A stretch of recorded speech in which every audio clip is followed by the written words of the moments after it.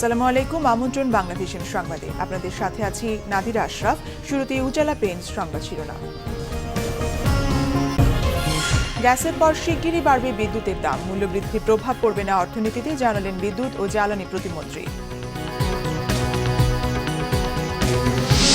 গ্যাসের দাম বৃদ্ধির মারাত্মক নেতিবাচক প্রভাব পড়বে অর্থনীতিতে, মন্তব্য বিশেষজ্ঞদের। প্রতিবাদে হরতাল ডেকেছে সিপিবি বাসল। বিডিআর হত্যাকাণ্ডের উচ্চতর ও নিরপেক্ষ তদন্তের দাবি বিএনপির, দিনটিকে জাতীয় শোক দিবস হিসেবে পালনের আহ্বান। শেষ সপ্তাহে এসে জমে উঠেছে ২১-এর বইমেলা। ছুটির দিনে সন্ধ্যা নামার আগেই মেলা পরিণত হয়েছে জনসমুদ্রে।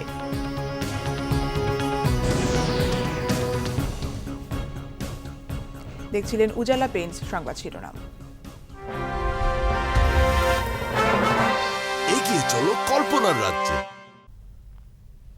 এবারে বিস্তারিত। গ্যাসের পর এবার বিদ্যুতের দামও শিগগিরই বাড়বে বলে জানিয়েছেন বিদ্যুৎ ও জ্বালানি প্রতিমন্ত্রী নসরুল হামিদ বিপু। এলপিজি গ্যাসের ব্যবহার বাড়ানো ও এলএনজি গ্যাস আমদানি করায় দাম সমন্বয়ের জন্য আবাসিক গ্যাসের দাম বাড়ানো হয়েছে বলে জানান তিনি। পাশাপাশি তিনি এমনও দাবি করেন যে গ্যাসের দাম বাড়ানোয় অর্থনীতিতে কোনো বিরূপ প্রভাব পড়বে না। এক বছরের মধ্যে আরেক দফা বাড়ল গ্যাসের দাম। আগামী মাস থেকে গ্যাস ব্যবহারে ভোক্তাদের গুনতে হবে বাড়তি অর্থ। তবে বিদ্যুৎ প্রতিমন্ত্রী নসরুল হামিদের দাবি, সরকার এখনও গ্যাস খাতে ভর্তুকি দিয়ে যাচ্ছে। ভর্তুকি কমানো সহ অন্যান্য যৌক্তিক কারণেই সরকার গ্যাসের দাম বাড়িয়েছে। শুক্রবার সকালে রাজধানী শিশু একাডেমিতে একটি অনুষ্ঠান শেষে সাংবাদিকদের কাছে গ্যাসের দাম বাড়ানোর যৌক্তিকতা তুলে ধরেন জ্বালানি প্রতিমন্ত্রী। সরকার একটা বড় অঙ্ক গ্যাসের ক্ষেত্রে ভর্তুকি দিচ্ছে। এখন যখন আমরা বাইরের থেকেও গ্যাস আনবো, সেটার একটা প্রাইস অ্যাডজাস্টমেন্ট করতে হবে। আমরা অবশ্য আরেকটু বেশি প্রস্তাব করেছিলাম অ্যাডজাস্টমেন্টটা যেন হয়। বার্ক একটা শহরী পর্যায়ে এখনকার ইকোনমিক্যাল ভায়াবিলিটি দেখে, মানুষের আয়ের বৃদ্ধি দেখে, আগামীর কথা চিন্তা করে তারা এই ব্যবস্থাটা করেছে। আমার মনে হয় এটা কোনো রকম বিরূপ প্রভাব ফেলবে না অর্থনীতির মধ্যে। শিগগিরই বিদ্যুতের দামও বাড়ানো হবে বলে জানান তিনি। আমাদের একটা প্রস্তাব এখনও আছে বিদ্যুতের ক্ষেত্রে প্রাইস অ্যাডজাস্টমেন্টে, কারণ বিদ্যুতের বিশাল ডেভেলপমেন্ট হচ্ছে। আমরা কিন্তু আস্তে আস্তে ধীরে ধীরে নিরবিচ্ছিন্ন বিদ্যুতের দিকে যাচ্ছি। শহরে ইতিমধ্যে আপনারা দেখছেন এখন ভালো বিদ্যুৎ আমরা পাচ্ছি, এটা স্বীকার করার কোনো নাই। কিন্তু গ্রাম ক্ষেত্রে আমরা যদি ভালো বিদ্যুৎ পেতে চাই, আমাদের ইনফ্রাস্ট্রাকচারে ইনভেস্টমেন্ট করতে হবে। আমরা ইতিমধ্যে প্রস্তাব দিয়েছি বার্কে, তো এখন বার্কের উপর নির্ভর করছে তারা বিদ্যুতের ক্ষেত্রে কি করবে। এর আগে বাংলাদেশ ডিবেট ফেডারেশন আয়োজিত বিতর্ক উৎসবের উদ্বোধনীতে অংশ নেন নসরুল হামিদ বিপু। ইমরুল কায়েস, বাংলাভিশন, ঢাকা। গ্যাসের দাম বৃদ্ধির মারাত্মক নেতিবাচক প্রভাব পড়বে অর্থনীতিতে, বাড়বে জীবনযাপনের ব্যয় বা মূল্যস্ফীতি, থমকে যাবে উৎপাদন খাত। বিশ্লেষকরা বলছেন সরকারের এই সিদ্ধান্তে ৭.৫% জিডিপি অর্জনের লক্ষ্যমাত্রাও পড়বে হুমকির মুখে। ভোক্তা অধিকার সংরক্ষণ সংগঠন ক্যাব বলছে, আইন না মেনে অযৌক্তিকভাবে গ্যাসের দাম বাড়ানো হয়েছে। এর বিরুদ্ধে আদালতে যাওয়ার কথাও জানিয়েছে ক্যাব। সরকারের সিদ্ধান্তে আরেক ধাপ বাড়ল জীবনযাত্রার ব্যয়, কারণ সব পর্যায়ে বাড়ানো হয়েছে গ্যাসের দাম, যার নেতিবাচক ধাক্কা লাগবে উৎপাদন ও বিনিয়োগে, আর ভোগান্তি হবে সাধারণ মানুষ। অর্থনীতি গবেষকদের মতে বিশ্ববাজারে যখন জ্বালানির দাম পড়তির দিকে, তখন সরকারের সিদ্ধান্তে সুফল তো মিলবেই না, বরং স্থবির হয়ে যাবে উৎপাদন খাত। খাদ্য বহির্ভূত যে খরচ, জীবনযাত্রার খরচ, সেই খরচটা কিন্তু বেড়ে যাবে এবং এটা প্রভাব গিয়ে কিন্তু পড়বে আবার যে খাদ্যের উৎপাদন সেটার খরচে।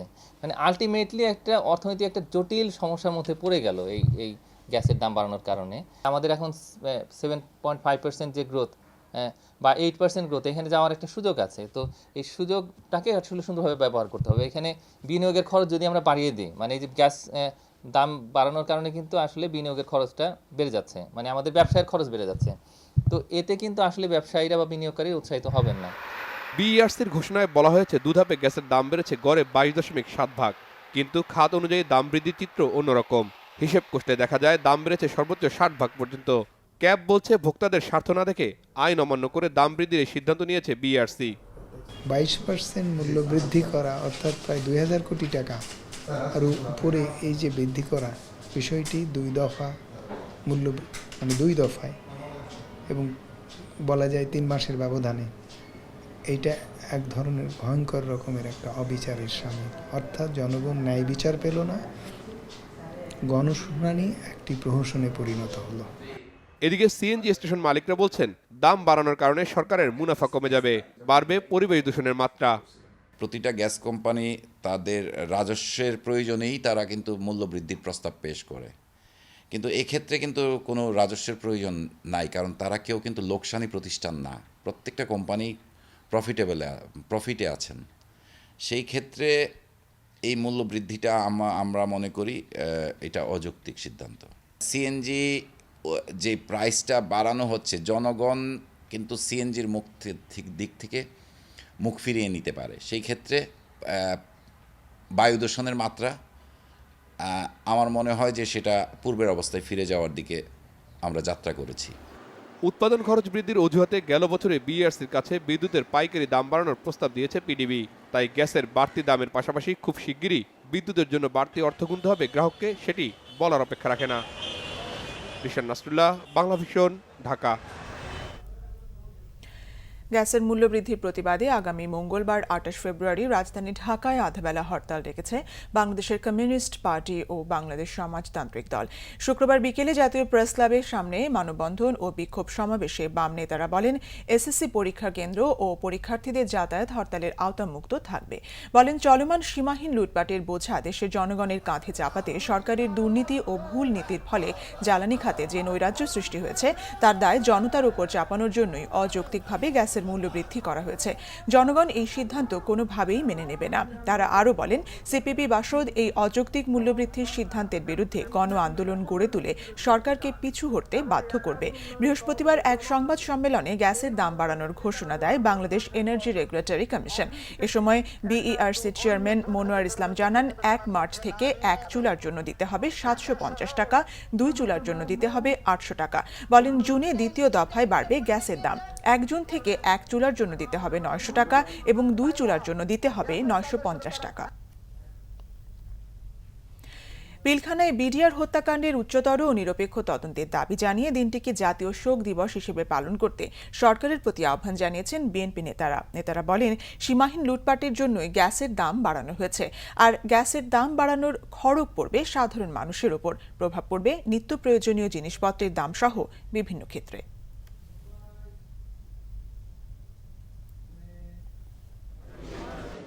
ঠাকুরগাঁওয়ে এক অনুষ্ঠানে বিএনপির মহাসচিব মির্জা ফখরুল ইসলাম আলমগীর বলেন আওয়ামী লীগ রাজনৈতিকভাবে দেউলিয়া হয়ে গেছে, এজন্য তারা বিএনপিকে মোকাবেলা করতে হামলা, মামলা, দমনপীড়নের পথ বেছে নিয়েছে, বিএনপিকে নিয়ে অপপ্রচার চালাচ্ছে। কানাডার আদালত বিএনপিকে সন্ত্রাসী সংগঠন হিসাবে অভিহিত করার বিষয়েও কথা বলেন মির্জা ফখরুল ইসলাম আলমগীর। পার্লামেন্টের মধ্যে তারা বলছে যে বিএনপিকে সন্ত্রাসী সংগঠন হিসেবে ঘোষণা দিয়ে তার নিবন্ধন বাতিল করা হবে। একদিকে বলে যে বিএনপির নাকি আপনার শক্তি নাই, আরেকদিকে বলে যে বিএনপির ক্ষমতা নাই। তাহলে বিএনপির নিবন্ধন বাতিল করতে চাও কেন? বিএনপির বিরুদ্ধে সারাক্ষণ এই অপপ্রচার এবং বিষোদ্গার করতে থাকো কেন? কারণ তোমরা জানো যে বিএনপি হচ্ছে একমাত্র রাজনৈতিক দল যারা বাংলাদেশের মানুষের জনগণের আশা আকাঙ্ক্ষার প্রতিফলন ঘটায়। নয়াপল্টনের কেন্দ্রীয় কার্যালয়ে এক সংবাদ সম্মেলনে বিএনপির সিনিয়র যুগ্ম মহাসচিব বলেন বর্তমান অনির্বাচিত সরকারের জনগণের প্রতি কোনো দায়বদ্ধতা নেই। গ্যাস কোম্পানিগুলো লাভজনক থাকার পরও ৩ বারে গ্যাসের মূল্য ৫ গুণ বৃদ্ধি করা হয়েছে। গ্যাসের দাম বাড়ানোর পদক্ষেপ থেকে সরে আসার আহ্বান জানান রিজভী আহমেদ। বর্তমান গ্যাস কোম্পানিগুলো লাভজনক অবস্থায় থাকলেও কেবলমাত্র সীমাহীন লুটপাটের জন্যই এই মূল্য বৃদ্ধির ঘোষণা দিয়েছে সরকার। গ্যাসের মূল্য বৃদ্ধির খড়গ পড়বে সাধারণ মানুষের ঘাড়ে। হলে বিদ্যুতের দাম বৃদ্ধি পাবে, বিদ্যুতের দাম বৃদ্ধি পেলে এটা কৃষির উপর ইফেক্ট হবে, একটা ডমিনো ইফেক্ট চলতে থাকবে। তাই আমি জাতীয়তাবাদী দল বিএনপির পক্ষ থেকে আবারও গ্যাসের মূল্য বৃদ্ধির গণবিরোধী পদক্ষেপের প্রত্যাহারের জোর দাবি জানাচ্ছি। পিলখানা ট্র্যাজেডির উচ্চ পর্যায়ের একটি নিরপেক্ষ তদন্ত কমিটি গঠন করে এর রহস্য উদ্ঘাটন করা উচিত বলে আমরা মনে করি। পিলখানায় সেনাবাহিনীর কর্মকর্তাদের হত্যাকাণ্ডের দিনটিকে জাতীয় শোক দিবস হিসেবে ঘোষণার জোর দাবি জানাচ্ছে। এদিকে এক আলোচনায় বিএনপির ভাইস চেয়ারম্যান মেজর অবসরপ্রাপ্ত হাফিজউদ্দিন আহমদ বলেন পিলখানা হত্যাকাণ্ড পূর্ব পরিকল্পিত, সেনাবাহিনীকে দুর্বল করার চক্রান্ত হতে পারে। শাসক গোষ্ঠীর ব্যর্থতার কারণে ৫৭টি প্রাণ অকালে ঝরে গেল। এরা সবাই ছিল বাংলাদেশের কৃতিপুরুষ সেনাবাহিনীর অত্যন্ত উজ্জ্বল জ্যোতিষ্ক। বিডিআরের এই শোকাবহ ঘটনার ব্যাপারে সরকার উপযুক্ত পদক্ষেপ নেবে। এই সরকার যদি পদক্ষেপ না হয়, আগামী দিনে ইনশাআল্লাহ বেগম খালেদা জিয়ার সরকার এসে উপযুক্ত ব্যবস্থা গ্রহণ করা হবে এই ষড়যন্ত্রের বিরুদ্ধে। মুহিবুল্লাহ মুহিব, বাংলা ভিশন, ঢাকা। নির্মম হত্যাযজ্ঞের ৮ বছর পরেও সেদিনের দুঃসহ স্মৃতি এতটুকু ভুলতে পারেননি বিদ্রোহে প্রাণ হারানো পরিবারের স্বজনরা। এমন ঘটনার দুঃসাহস যেন আর কেউ না দেখাতে পারে সে বিষয়ে সবাইকে সতর্ক থাকার তাগিদ দেন তারা। পাশাপাশি সরকারের দেয়া সব প্রতিশ্রুতি দ্রুত বাস্তবায়নের দাবি জানান ভুক্তভোগীরা। কেন্দ্রীয় সুবেদার মেজর শহীদ নুরুল ইসলাম 2009 সালের 25 ফেব্রুয়ারি বর্বরচিত বিডিআর বিদ্রোহে প্রাণ হারানো 57 সেনা কর্মকর্তার বাইরে একমাত্র বিডিআর সদস্য। কর্মজীবনে 4বার ডিজি পদক পাওয়া সৎ ও সাহসী সৈনিক হিসেবে পরিচিত এই সহকর্মীকেও রেহাই দেয়নি বিদ্রোহীরা। বাবাকে হারিয়ে এতিম 4 সন্তান আর বিধবা স্ত্রী আয়েশা বেগমের জীবন আজ বড়ই নির্মম বাস্তবতার শিকার। অনেকের কাছেই নিষ্ঠুর এই হত্যাযজ্ঞ কেবল বিশেষ দিনের ঘটনা হলেও এই পরিবারের কাছে প্রতিটি দিনেই যেন হানা দেয় স্বজন হারানোর অব্যক্ত কষ্ট। এরকম যাতে আর কখনো না হয়, কারণ গত 8 বছর হইল যে বুঝতেছি যে বাবা না থাকলে কেমন হয়, বা সমাজে বা পরিস্থিতি সামলায় চলার জন্য একজন বাবার খুব দরকার। সরকার ঘোষিত অনুদানগুলা পাইছি, আমার বিডিআর পক্ষ থেকে পাইছি, তার জন্য ওনাদের কাছে আমার কৃতজ্ঞ। প্লট দেওয়ার ঘোষণা দিচ্ছেন, ওই প্লটটা এখন পর্যন্ত আমরা পাই নাই। আমার কাছে মনে হয় আমার বিজিবির প্রধান যদি বলে প্রধানমন্ত্রীর কাছে, বা উনি যদি লিখিতভাবে কোনো চিঠি দিয়ে চায়, তখন আমার আশা আর কি জিনিসটা আমি পাইতে পারি। প্রিয় সন্তানকে হারিয়ে অনেক আগেই শোকে পাথর হয়ে গেছেন আরেক শহীদ মেজর হুমায়ুন কবিরের মা কামরুন নাহার। সরকার ঘোষিত নানা সহায়তা পেলেও কোনো কিছুতেই যে বড় ভাইকে আর ফিরে পাবেন না সে কথাই বারবার বলছিলেন তরুণ রেজওয়ান কবির। যে ছেলে চলে গেছে, এখন ওনাদের পাশে দাঁড়ানো এটা অবশ্যই সরকারের উচিত। ছেলে চলেই গেল, এখন আর কি করতে পারি। 57 চৌকস সেনা কর্মকর্তা সহ সামরিক বেসামরিক 74 জন মানুষের অকাল মৃত্যুতে যে অপূরণীয় ক্ষতি হলো রাষ্ট্রের, পরিবারের, সেই শোককে শক্তিতে পরিণত করবেন সংশ্লিষ্টরা, এমনটাই মনে করছেন সবাই। মিজানুর রহমান সবুজ, বাংলা ভিশন, ঢাকা। শিশু অপহরণ মামলার আসামির কাছ থেকে টাকা নেয়ার কথা অস্বীকার করেছেন সিআইডি থেকে সদ্য সাময়িক বরখাস্ত এসআই ওবায়দুর রহমান। তার দাবি আশুলিয়ায় ট্যাক্সি ভাড়ার জন্য এক আত্মীয়ের কাছ থেকে টাকা নিয়েছিলেন তিনি। তবে মামলার আসামি মাসুম দাবি করেন জীবন শেষ করে দেওয়ার হুমকি দিয়ে 2,22,000 টাকা নিয়েছিলেন তদন্ত কর্মকর্তা ওবায়দুর রহমান। সাবেক আইজিপি মোহাম্মদ হাদিস উদ্দিন বলেন, ঘুষ নেয়ার জন্য ওবায়দুর দায়ী হলেও এ ঘটনায় জবাবদিহিতার ঊর্ধ্বে নয় তার ঊর্ধ্বতন কর্তৃপক্ষ। জাহাঙ্গীর আলমের ক্যামেরায় জিয়া খানের রিপোর্ট।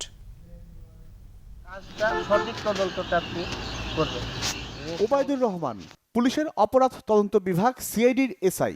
সাভারের আশুলিয়ায় 4.5 বছরের শিশু শেখ শাওন নিখোঁজের মামলার তদন্ত কর্মকর্তা উনি। 10,000 দিতে পারছেন, মামা 3,000 দেন, এখানে 5,000 আছে। ভিডিও ফুটেজে দেখা যায় মামলার আসামি মাসুমের কাছ থেকে টাকা নিচ্ছেন ওবায়দুর। 3,000 তাহলে 8,000 দেওয়া হবে, ঠিক আছে। টাকাগুলো গুনে পকেটে ভরছেন তিনি।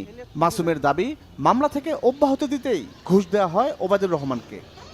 দফায় দফায় আপনার টাকা দিয়েছি 50,000 করে, 4 বার 50,000 করে, প্রায় 2 লক্ষ টাকা। পরে দিছি মনে করেন যে 10,000 টাকা, তারপরে দিছি 4,000 টাকা। লাস্টের দিনে উনি আমাকে আমি হাত থেকে উনি প্রায় 8,000 টাকা মতো আমি হাতে গুনেই দিয়ে দিছি। সাদা পাজেরো গাড়িতে আসা ওবায়দুর টাকা নিয়ে আবার গাড়িতে উঠে দ্রুত চলে যান।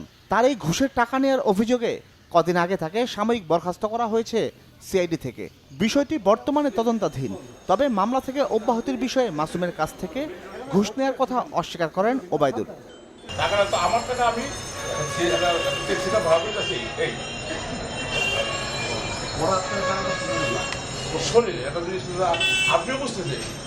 বেশি টাকা ভালো লাভ কোনটা বলেন আপনি যাবেন, আমার টাকা কেন আপনার গাড়ি ছিল সব, আমার কোনটা তো আমার গাড়ি। সাবেক আইজিপি মোহাম্মদ হাদিস উদ্দিনের আশঙ্কা, পুলিশ কর্মকর্তার এমন কর্মকাণ্ডে বাহিনীটির ওপর থেকে আস্থা হারাবে সাধারণ মানুষ। সিআইডি একটা বিশেষায়িত সংস্থা, মানুষ আশা করে যে যে ক্ষেত্রে থানা পুলিশ বা অন্য কোনো সংস্থা ব্যর্থ হয় সেখানে এরা খুব ইফেক্টিভলি ইনভেস্টিগেশন করে। তার ঊর্ধ্বতন কর্তৃপক্ষ ইন্সপেক্টর আছে, এএসপি আছে, তারাও প্রকারান্তরে দায়ী না হলেও ল্যাক অফ সুপারভিশন এটার জন্য তাদেরকে জবাবদিহি করতে বলা যেতে পারে। এদিকে ঘটনার 14 মাস পরেও আশুলিয়া থানা পুলিশ কিংবা সিআইডি নিখোঁজ শিশু শাওন সম্পর্কে কোনো তথ্য দিতে পারেনি। সন্তানের আশায় এখনো বুক বেঁধে আছেন সুমন ও তার স্ত্রী। আমার সোনা বাবারে তুই আমরা কেমনে বলবো? আমার বাবা কই গেছে? আপনার কাছে বিচার চাই, জীবিত থাক বা মৃত থাক, আপনার আমাকে সন্ধান নাই না দেন, আমরা আর কিছু চাই না। 1 বছর উপরে গেছে আমার ছেলেটা হারাইছে, বুঝেন নাই? পয়সালা লোকের মনে করেন যে একটা বাচ্চা যদি আলগা অ্যাক্সিডেন্ট হয়, যদি রাস্তায় যদি আলগা হাত পা ভাঙা যায়, এটা নিয়ে মনে করেন যে দুনিয়া হরতাল হয়, মিছিল হয়, কিন্তু আমার ছেলেটা হারাইছে। আমি কত লোকের কাছে গেছি, কেউ কোনো এটা নিয়ে ই করে নাই। অপরাধী যেই হোক, ন্যায় বিচার ও সন্তানের সন্ধান চায় পরিবারটি। জিয়া খান, বাংলা ভিশন, ঢাকা। এবারে বইমেলার খবর।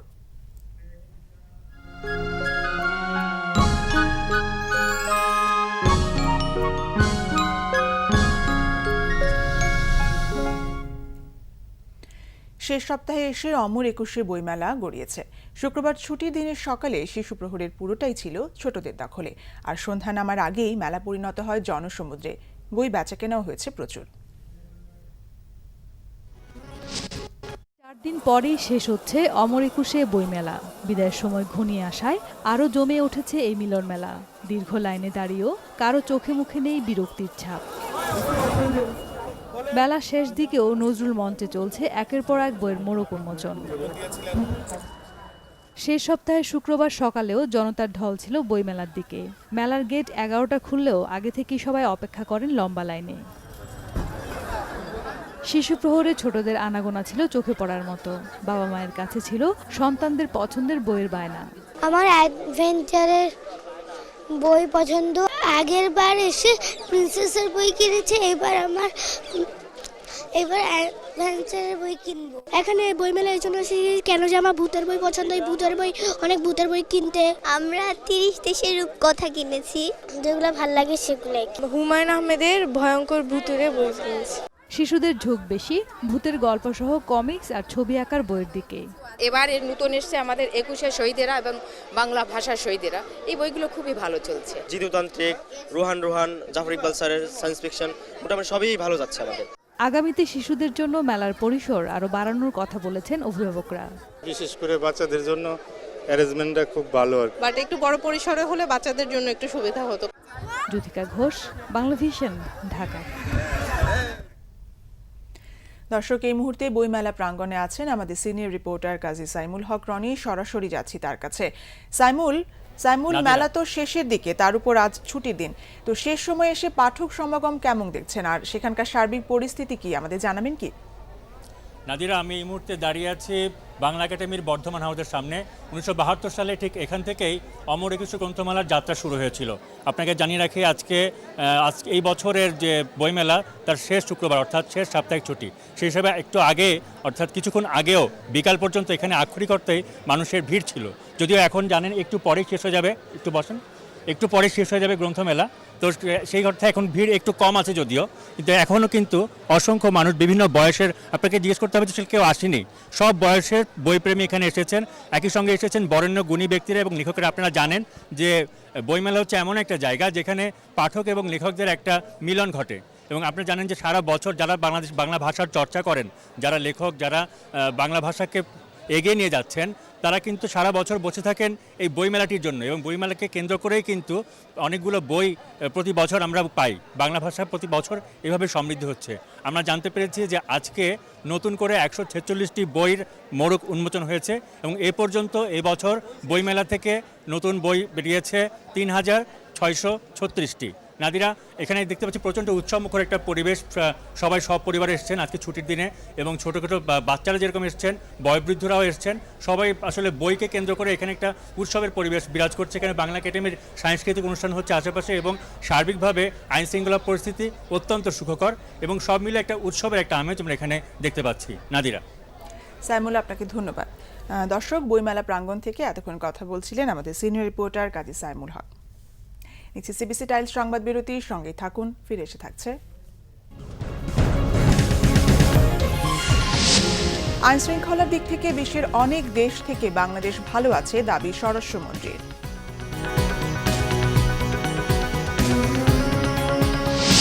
সকল রাজনৈতিক দলের সমন্বয়ে অংশগ্রহণমূলক নির্বাচন নিশ্চিত করা সরকারের দায়িত্ব, মন্তব্য মাহমুদুর রহমান মান্নার।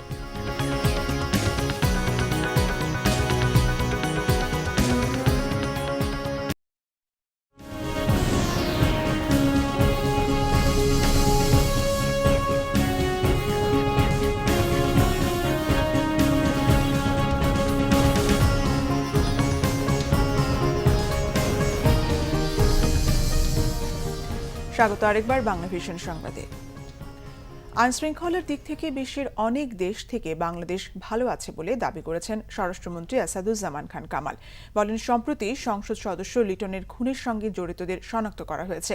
এছাড়া বহুল আলোচিত চট্টগ্রামের মিতু হত্যা মামলার তদন্ত শেষ পর্যায়ে বলেও দাবি করেন স্বরাষ্ট্রমন্ত্রী। কথা বলেন বিডিআর বিদ্রোহ মামলা নিয়েও।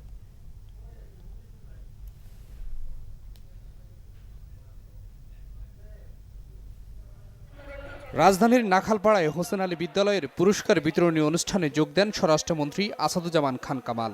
এ সময় সাংবাদিকদের এক প্রশ্নের জবাবে মন্ত্রী বলেন, বিডিআর বিদ্রোহ মামলা শেষ পর্যায়ে, আর সংসদ সদস্য লিটন হত্যাকাণ্ডের ঘটনায় জাতীয় পার্টির সাবেক এমপি কাদের গ্রেপ্তারের বিষয়ে স্বরাষ্ট্রমন্ত্রী আসাদুজ্জামান খান কামাল বলেছেন, আইনের ঊর্ধ্বে কেউ নয়, আইন সবার জন্য সমান। কিছু সদস্যদের শাস্তি হয়ে গিয়েছে, তারা অনেকেই শাস্তি মেয়াদও প্রায় আধা আধি শেষ হয়েছে, আর যারা যারা বিভিন্নভাবে জড়িত ছিল তারা সবাই শনাক্ত হয়েছে এবং তাদের বিরুদ্ধে বিচার চলছে। মাননীয় সংসদ সদস্য লিটনকে যারা হত্যা করেছেন, তাদের কারা হত্যা করেছেন, মোটিভ কি, অস্ত্র সহকারে সবই আমরা উদ্ধার করেছি। সম্প্রতি দেশের আইন শৃঙ্খলা ভালো আছে উল্লেখ করে স্বরাষ্ট্রমন্ত্রী বলেন, চট্টগ্রামের বহুল আলোচিত মিতু হত্যা তদন্ত শেষ পর্যায়ে। আমরা ঘোষণা দিয়েছি কারা কারা জড়িত ছিল, এটার তদন্ত রিপোর্টও প্রায় শেষ পর্যায়ে এটা হয়ে যাবে। এটা ওয়েল ডিটেক্টেড। পৃথিবীর অনেক দেশের চেয়ে আমরা ভালো অবস্থানে রয়েছি, এবং যারা যারা অনেক ধরনের অনেক কিছু বলতেন, তাদের চেয়ে আমাদের বাংলাদেশ অনেক ভালো আছে। এছাড়া মাদকমুক্ত সমাজ গড়তে পরিবারের পাশাপাশি সবাইকে সচেতন হওয়ার আহ্বান জানান মন্ত্রী। S M Foyez, Bangla vision, Dhaka. সকল রাজনৈতিক দলের সমন্বয়ে অংশগ্রহণমূলক নির্বাচন নিশ্চিত করা সরকারের দায়িত্ব বলে মন্তব্য করেছেন নাগরিক ঐক্যের আহ্বায়ক মাহমুদুর রহমান মান্না। বিকেলে নাগরিক ঐক্যের কেন্দ্রীয় কমিটির সদস্য বীর মুক্তিযোদ্ধা আবু বকর সিদ্দিকীর স্মরণ সভায় এই মন্তব্য করেন তিনি। মাহমুদুর রহমান মান্না জানান, অংশগ্রহণমূলক নির্বাচন করতে না পারলে তা কল্যাণকর হবে না। অন্যায়ের কাছে মাথা নত না করে যৌক্তিক ইস্যুতে আন্দোলন গড়ে তোলার উপর জোর দেন তিনি। ন্যায়সঙ্গত আন্দোলনের স্বার্থে বিএনপি ও আওয়ামী লীগের বাইরে বিকল্প রাজনৈতিক ঐক্য গড়ে তোলা হবে বলেও জানান তিনি। অনুষ্ঠানে বাসদ সাধারণ সম্পাদক কমরেড খালিকুজ্জামান গ্যাসের দাম বৃদ্ধির প্রতিবাদে 28 ফেব্রুয়ারি ঢাকায় আধাবেলা হরতাল এবং সারা দেশে বিক্ষোভ কর্মসূচি পালনের ঘোষণা দেন। বাসদ, সিপিবি সহ সমমনা রাজনৈতিক দলের এই কর্মসূচিতে সমর্থন দেন মাহমুদুর রহমান মান্না। গ্যাসের দাম বৃদ্ধি সম্পূর্ণ অযৌক্তিক বলেও মন্তব্য করেন তিনি। আবারও নিচ্ছি সিবিসি টাইলস সংবাদ বিরতির সাথেই থাকুন, ফিরে এসে থাকছে।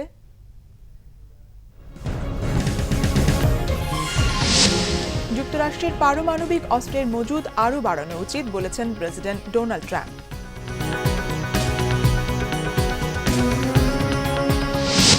মানাং মার্সিয়াংদের সঙ্গে নাটকীয় ড্রয়ে শেখ কামাল আন্তর্জাতিক ক্লাব কাপের সেমিফাইনালে চট্টগ্রাম আবাহনী।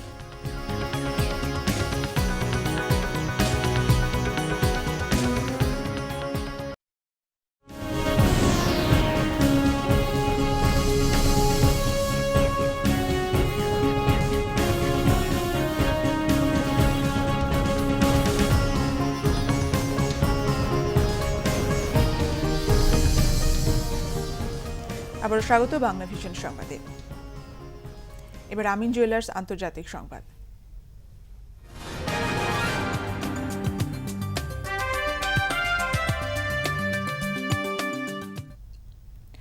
পারমাণবিক অস্ত্রের মান উন্নয়নকে সর্বোচ্চ অগ্রাধিকার দেওয়ার প্রত্যয় জানিয়েছেন মার্কিন প্রেসিডেন্ট ডোনাল্ড ট্রাম্প। গণমাধ্যম রয়টার্সে দেওয়া সাক্ষাৎকারে ট্রাম্প বলেন, পারমাণবিক অস্ত্রের সক্ষমতার দিক থেকে অনেক পিছিয়ে পড়েছে যুক্তরাষ্ট্র, তাই এর মজুদ বাড়ানো উচিত বলে মনে করছেন তিনি। সবশেষ জরিপে রাশিয়ার 7,000 ও যুক্তরাষ্ট্রের 6,800 পারমাণবিক বোমা রয়েছে। 20 জানুয়ারি প্রেসিডেন্টের দায়িত্ব গ্রহণের পর এই প্রথম পারমাণবিক অস্ত্রের মজুদ ও সক্ষমতা নিয়ে কথা বললেন তিনি। উত্তর কোরিয়ার পারমাণবিক অস্ত্রের হুমকি মোকাবেলায় চীনকে মধ্যস্থতাকারীর ভূমিকা পালনের পরামর্শ দিয়েছেন তিনি। এছাড়া এই প্রথম দ্বিরাষ্ট্র গঠনের ভিত্তিতে ফিলিস্তিন ইসরায়েল সংকট সমাধানের পক্ষে মত দিয়েছেন তিনি। তবে দুই পক্ষকেই খুশি করার মতো সমাধান ছাড়া কোনো প্রস্তাবেই তার প্রশাসন সাড়া দেবে না বলেও জানিয়েছেন প্রেসিডেন্ট ট্রাম্প। সংবাদ শেষ করব উজালা পেইন্টস সংবাদ শিরোনামগুলো আরেকবার জানিয়ে। গ্যাসের পর শিগগিরই বাড়বে বিদ্যুতের দাম, মূল্যবৃদ্ধি প্রভাব পড়বে না অর্থনীতিতে, জানালেন বিদ্যুৎ ও জ্বালানি প্রতিমন্ত্রী। গ্যাসের দাম বৃদ্ধির মারাত্মক নেতিবাচক প্রভাব পড়বে অর্থনীতিতে, মন্তব্য বিশেষজ্ঞদের। প্রতিবাদে হরতাল ডেকেছে সিপিবি বাসদ। বিডিআর হত্যাকাণ্ডের উচ্চতর ও নিরপেক্ষ তদন্তের দাবি বিএনপির, দিনটিকে জাতীয় শোক দিবস হিসেবে পালনের আহ্বান। শেষ সপ্তাহে এসে জমে উঠেছে 21-এর বইমেলা। ছুটির দিনে সন্ধ্যা নামার আগেই মেলা পরিণত হয়েছে জনসমুদ্রে।